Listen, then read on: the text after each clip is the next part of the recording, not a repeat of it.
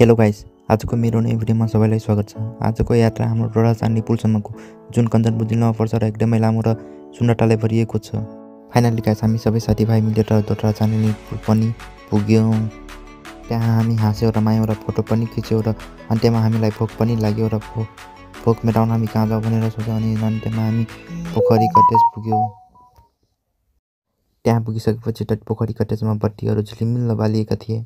उता एउटा साथी सैया र टुटो बदला नै गाना गाइराख्नु भएको थियो अनि हामीलाई सिङ्गललाई बाल हामी त रमाइराखेका थियौँ, तपाईँले देख्न सक्नुहुन्छ।